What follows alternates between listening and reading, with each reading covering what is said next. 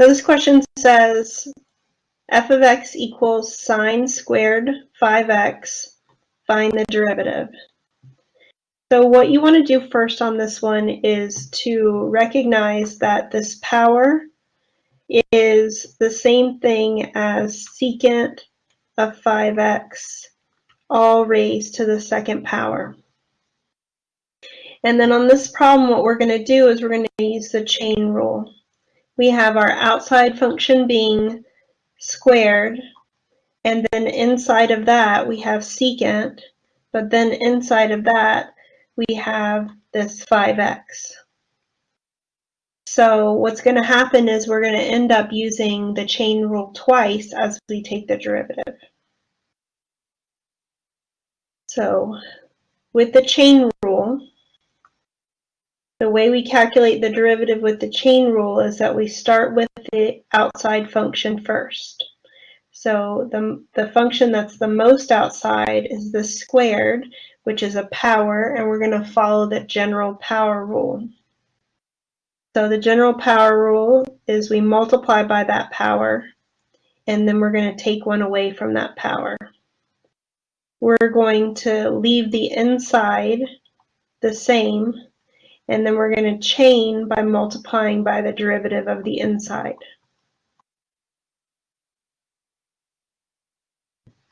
So that's going to give me 2 secant of 5x times, now we need to do the derivative of secant of 5x. So with secant of 5x, we have an inside function and an outside function. And the way we take the derivative using the chain rule is that we're going to take the derivative on the outside function. The derivative of secant is secant tan, so we're going to do secant tan. We're going to leave the inside alone, but then we need to chain it by multiplying by the derivative of the inside.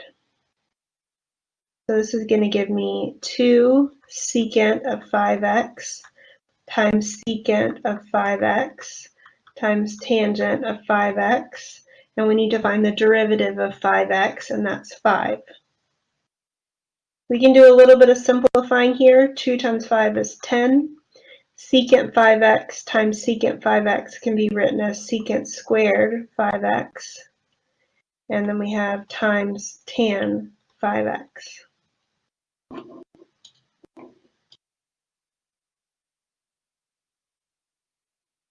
In this example, we want to find the limit of square root of t plus 2 sine t over t, and then we're going to find that limit as t approaches 0. So we're going to start with direct substitution.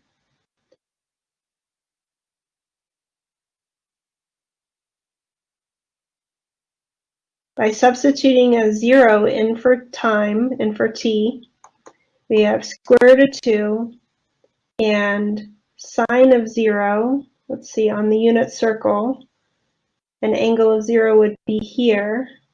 That ordered pair is 1, 0, and sine is the y-coordinate, so the sine of 0 is 0. And we end up getting 0 over 0. So we can't use direct substitution to solve this. But what I'm seeing right here is one of the special limits that we talked about memorizing. So the special limit said the limit as x approaches 0 of sine x over x is equal to 1. So with that limit memorized, what we can do is we can rewrite this limit to use that to our advantage. So what we would do is we would write this as the limit as t approaches 0, and what I'm allowed to do is I'm allowed to apply the limit to individual factors. So I can find the limit of t plus square root of t plus 2 and multiply that by the limit as t approaches 0 of sine t over t, and multiply those answers together.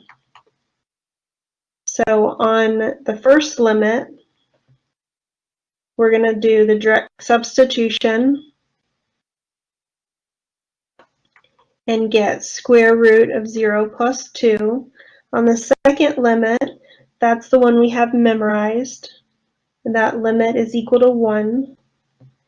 And then we have square root of 2 times 1. So this limit is square root of 2.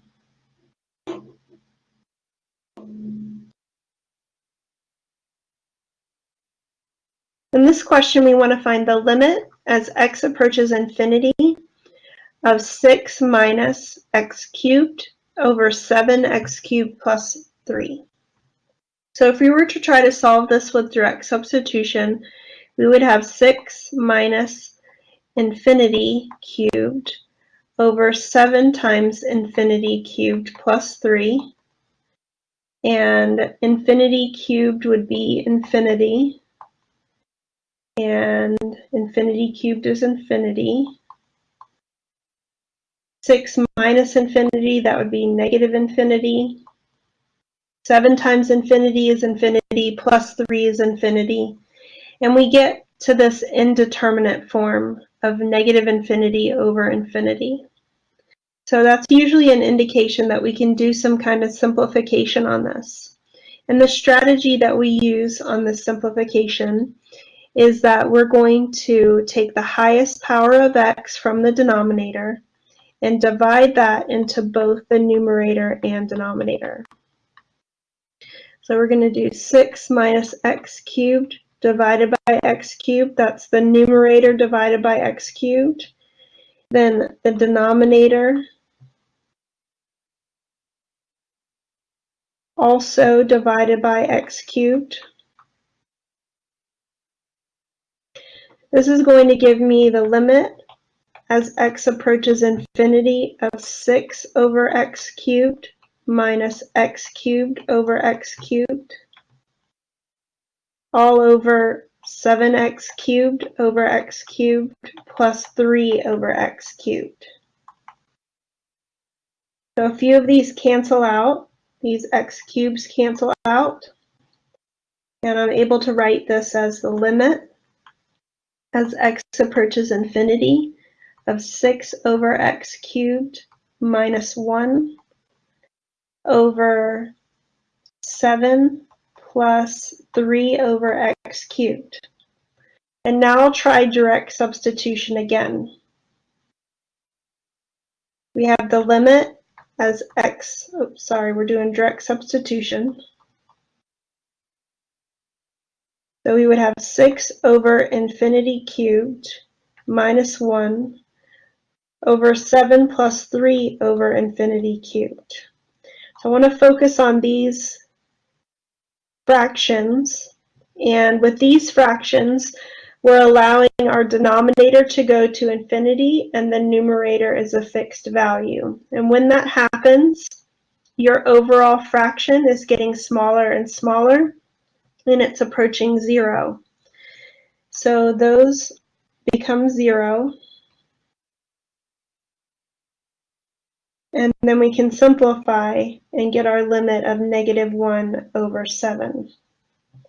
So we've got the limit as x approaches infinity of 6 minus x cubed over 7x cubed plus 3 being negative 1 over 7. We've seen when we study these types of functions, this function here is called a rational function, that you can find the limit at infinity by knowing where the horizontal asymptotes are. So when I look at this rational function, because the degree of the numerator is 3 and the degree of the denominator is 3, I know that the horizontal asymptote is at the ratio of the leading coefficients. So I've got a leading coefficient of negative 1 for the numerator and a leading coefficient of 7 for the denominator. And so that is where our limit at infinity is. and where our horizontal asymptote is.